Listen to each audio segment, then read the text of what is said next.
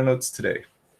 All right, so last time we were working on this problem right here, the integral of 2x plus 3 over the cube root of x cubed plus 3x plus 6 dx, right?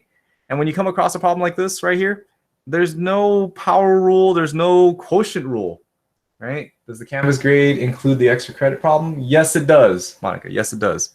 You can actually go see what you scored on the extra credit problem on the Unit 5 test now that it's graded. I think you can go in there and actually see what you got for each of the questions, I believe. If not, I have to go turn on a setting. Or you could just come ask me. I can show you what you got. All right. Actually, this actually brings up a good point. There was one question on the test, before I actually go on here. There was one question on the test that says the integral from like a to b of f of x divided by g of x dx, and I was very happy. This was a three-part question on the test. This was one of the parts. The other part was the integral from like 0 to 5 of f of x dx, right? And it was asking for, hey, what can you guys find the integral from 0 to 3 of f of x dx, and then plus the integral from 3 to 5 of f of x dx. And I was very happy to see people do this right here, and they were using it to help them find what this answer was, you know? And you were able to prove it was true or if it was false, right? Because it was basically like, oh, this was 6 and then this was 3. I just needed to find out what this was, and it was like, oh, 6 is equal to what plus 3, and then some people were able to tell me and get that answer for me.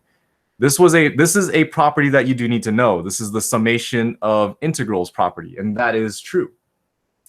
This one hurt me a little bit because some of you guys are like, oh, I have this value. This was like, let's say 4, and then, oh, I have this value. That's equal to 2, and that does equal to 2, and that was equal to the 2 that was in the problem, so therefore this must be true. And this one hurt quite a bit. This one hurt quite a bit because this property right here for integrals, for dividing f of x and g of x, does not exist. There's no property that involves dividing a function with another function so that it just comes out like as simple as that. So when people were saying this was true, that one hurt me just a little bit. I mean, it seemed like it was true because you did this one and this was like, oh, that's easy. These numbers add up. But that's because this is an actual property. This is not. This is not a property. You got to know those properties. So the division property is not one of them, but part 3, by the way, where it says f of x plus g of x, or was it minus g of x? The integral of these guys, this is a property. This is a property. So this one was true. So if you put down that this one was true and the numbers worked out correctly, then you got the points for that one. So this was a 3-point problem. Only 2 of them were true and 1 of them was false. And I think almost everyone got fooled on this one.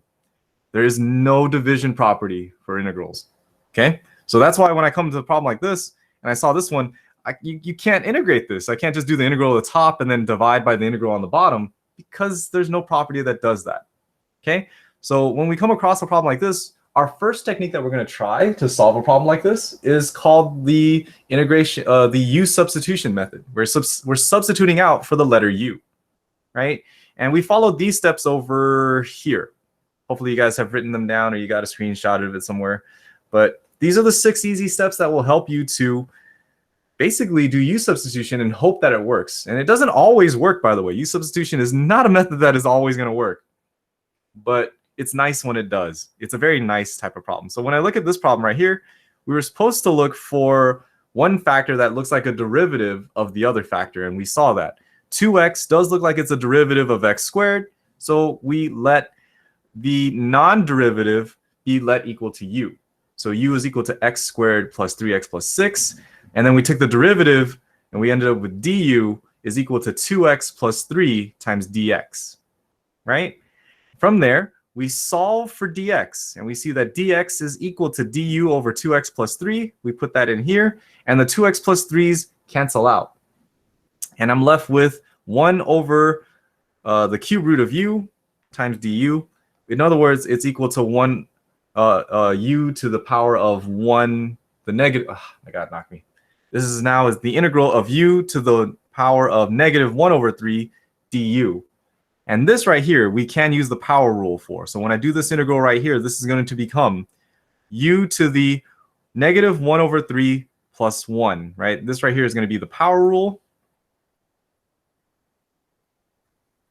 which is going to be u to the negative 1 over 3 plus 1 divided by 1 over 3 plus 1, negative 1 over 3 plus 1. So negative 1 over 3 plus 1 is going to give me a power of 2 over 3, right? And then this right here is going to be u to the 2 over 3 divided by 2 over 3. But when you have a fraction that's in the denominator like this, I can just rewrite this as 3 over 2. And some people get the hang of just saying, oh, we just take that power and just flip it and put that as the coefficient. And that's what's going to cancel out there. So this integral right here comes out to this. But that's not what I want as my final answer. My final answer is still not in the terms that I want. It needs to be in terms of x's, not in the terms of u's. So I need to replace that u with what u equals to. So this is going to be equal to 3 over 2. But instead of u, I'm going to write here x squared plus 3x plus 6. And then that's going to be to the power of 2 over 3. And then what am I forgetting here when I do this integral? If there's no numbers here or here, what do I need to make sure I include? If this is an indefinite integral, don't forget the plus c. The plus c is very important there. It's very important there. And that's my answer right there. That is my answer. And when you get the hang of doing this, like I said, you can double check this. You can practice double checking this by taking the derivative of your answer. If you take the derivative of this, you have that tool, by the way. You have that practice. And if you've done this for like a whole chapter last time, you can chain rule this and see if this derivative is equal to the original problem. And it should be. It should be. When you take the derivative of this answer right here, you should end up back at this using the chain rule. And if it doesn't, I mean, something went wrong along the way. That's all that is. That something went wrong along the way. All right. So hopefully that answered that question for that right there. But yeah, that's U-substitution in a nutshell. When you start dealing with derivatives that you can't just, easily use the power rule or a trig function rule or a ln rule, none of those rules work. Chances are the derivative uses this thing called the chain rule, and that means that the integral, we need to use U-substitution to help us to find out what that chain rule was. Okay, find out what that chain rule was. But yeah, the easiest thing the easiest way to understand U-substitution is just to do a bunch of these problems. So let's do another problem before I have to let you go for today. So let's take a look here. Were you guys able to copy this down? Hopefully you were. I'm going to go ahead and move on to this next problem here. We're just going to do a couple. All right, we're just going to keep doing a couple of these here until you get the hang of it. And if you don't get the hang of it, tomorrow we'll just do a couple more. We're going to eventually, that's how you actually learn U-substitution. The best way is just to do more practice problems. And with that being said, did I assign homework for U-substitution yet? Have I assigned homework for this yet? Can somebody tell me? Did I assign homework? I hope I did. Did I not? I don't think I did, huh? No?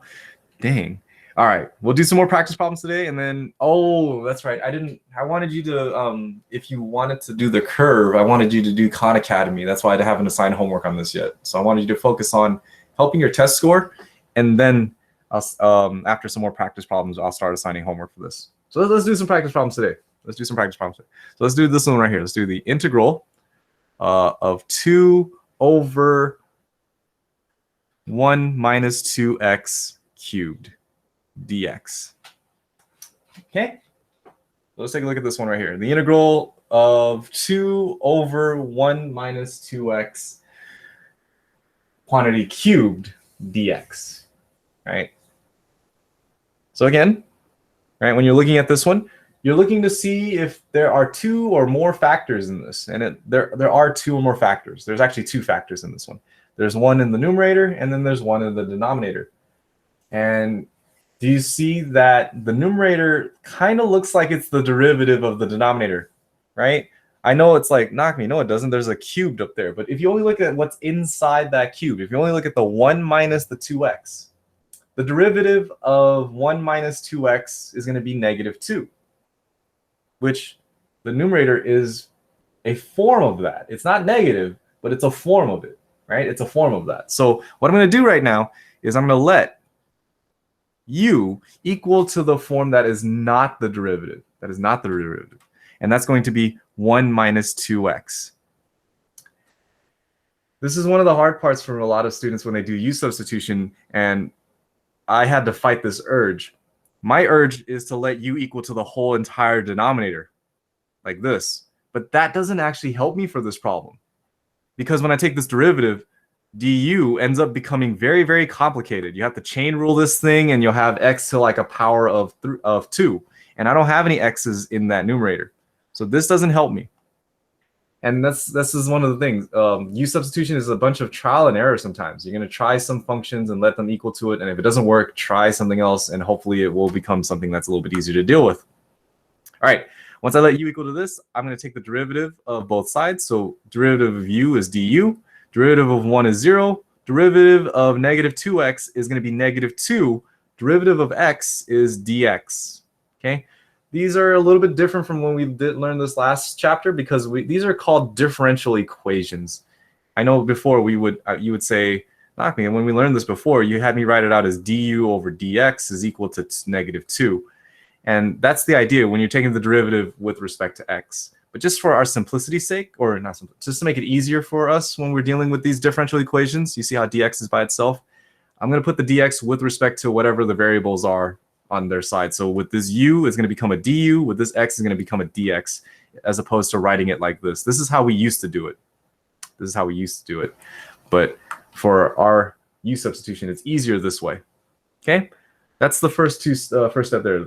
Find u, let it equal to the non-derivative portion, find the du, and then the next step is to solve for dx. Solve for dx right here. Get dx by itself. So divide both sides by negative 2. We end up with negative du over 2 is equal to dx. So I can replace this dx with this negative du over 2. I can replace this 1 minus 2x with u right here. Okay, so I'm going to rewrite this integral now. This integral is going to become the integral of 2 over, but instead of 1 minus 2x, it's going to be u to the third times dx, but instead of dx, I'm going to replace that with negative du over 2. Negative du over 2. What do you guys notice about the 2's? What do you guys notice about the 2's? Hopefully you noticed something about the 2's.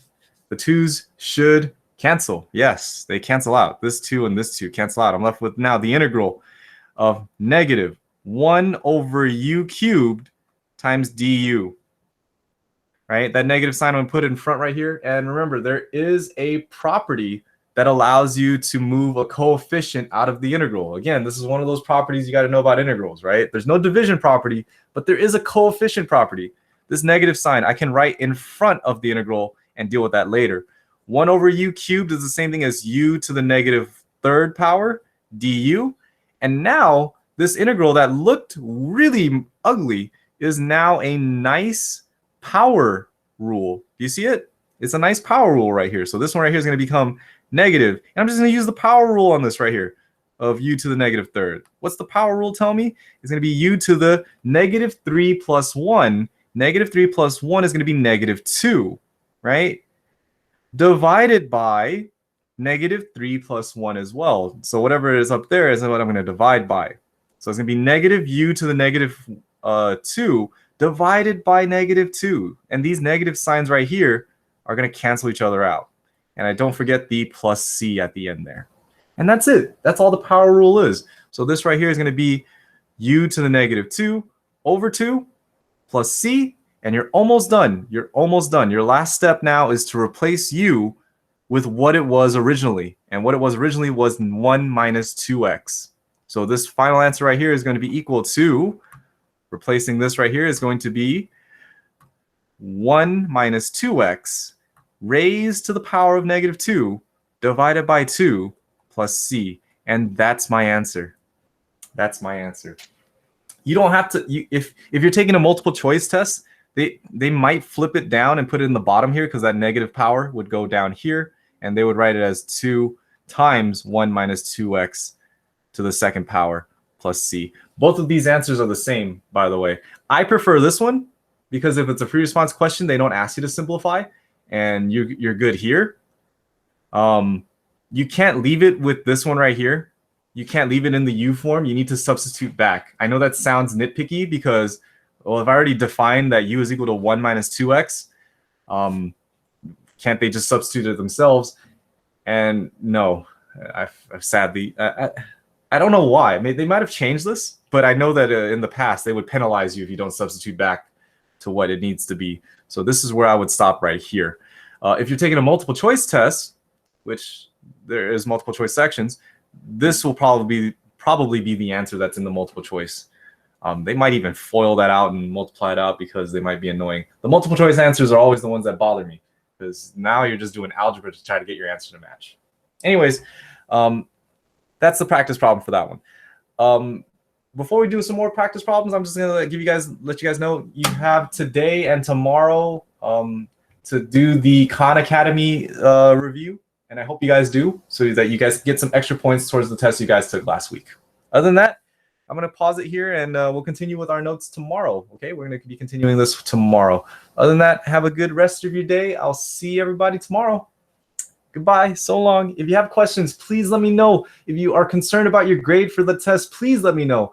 This is not the time to give up, okay? You guys still have a chance to bring your grades up in my class. All right? Have a good rest of your day. So long, everybody. Bye. Please come talk to me. And